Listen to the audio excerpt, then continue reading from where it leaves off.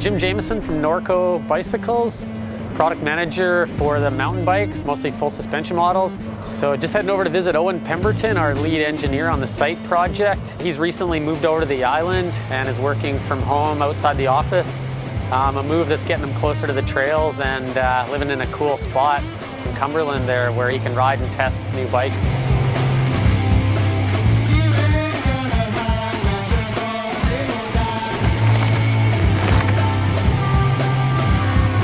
I'm Owen Pemberton, Senior Design Engineer at Norco Bicycles. Geometry is the most important part of a frame design. Geometry first that's the way I believe all bikes should be designed.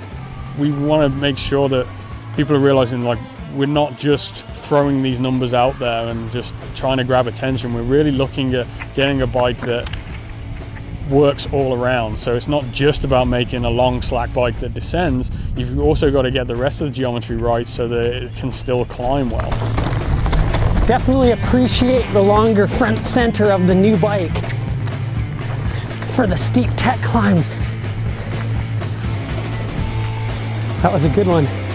I've been a product manager in the bike division for 27 years.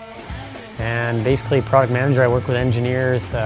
Dave's been there 30 plus, and we've worked together a lot, but I think there's a lot of new blood, whether it be some of the new product managers or engineers. We've added 3 new engineers in the last year, as well as having 3 already. So our engineering team's growing, lots of horsepower there to keep new designs rolling, new technology, new features.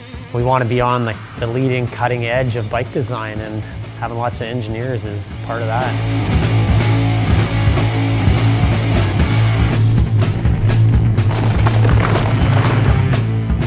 Gravity Tune was first sort of thinking how we can really optimize geometry for all sizes of riders. With the Optic before, it was an evolution of the Gravity Tune way of thinking, and how can we get 2 wheel sizes to really fit riders better, and how can we get the handling to feel as sort of natural as possible.